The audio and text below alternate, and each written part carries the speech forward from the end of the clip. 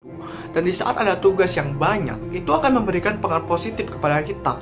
Kebiasaan kita di rumah dengan di sekolah itu berbeda. Kita akan terbiasa untuk mengerjakan tugas yang lebih banyak daripada ini.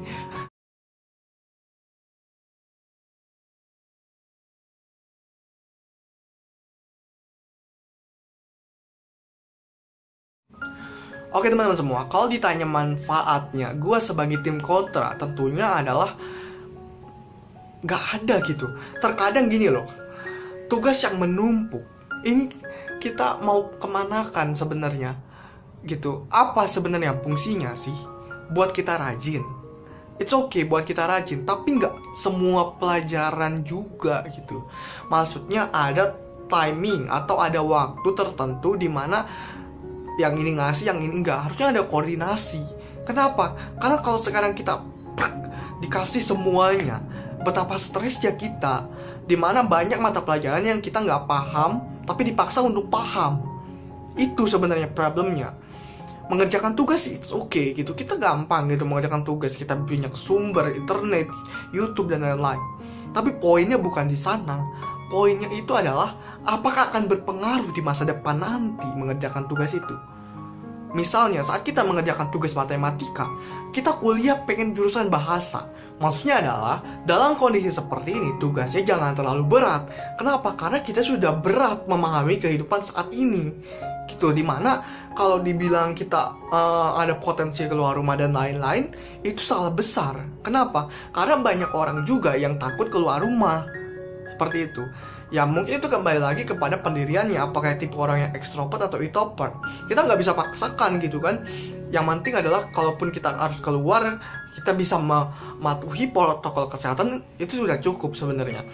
Nah pada intinya adalah yang mau gue katakan, tugas itu harusnya boleh ada, tapi jangan terlalu berat gitu.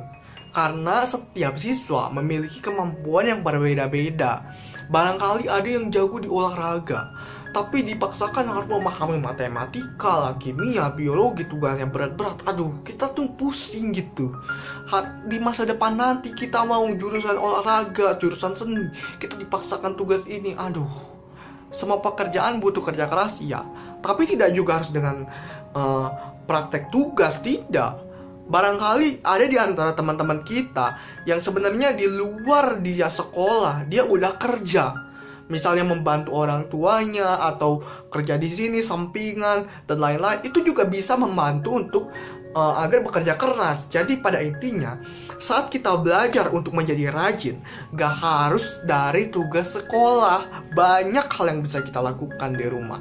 Misal berkarya, entah itu yang suka seni musik, dia bikin video cover musik. Yang suka seni rupa, dia menggambar. Yang suka olahraga, dia olahraga. Itu kan maksudnya banyak hal yang bisa dilakukan di rumah. Gak harus dengan tugas yang tidak sesuai passion kita. Itu pada poinnya menurut gua. Yang harus dipertanyakan adalah apa manfaat tugas sebenarnya. Itu yang gua gak dapet.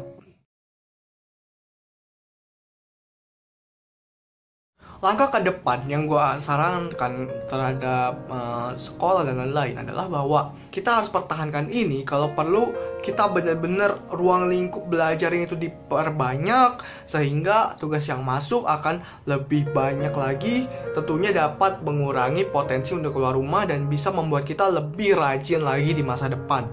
Jadi teman-teman jangan mengeluh kalau tugas sekarang lagi banyak. Kenapa? Karena itu akan berpengaruh sekali untuk masa depan teman-teman, khususnya yang mau melanjut ke perguruan tinggi atau ke sekolah lain, ataupun buat bekerja nanti. Teman-teman pasti akan mendapatkan tugas-tugas baru, dan kalau sudah terbiasa di sekolah maka akan terbiasa juga di masa depan. Oleh karena itu saat ini adalah masa yang tepat, dan langkah yang harus dilakukan adalah ya pertahankan saja kalau memang tugas. Kalau perlu diperbanyak tapi dengan materi yang lebih jelas lagi tentunya. Itu sih kalau dari gua.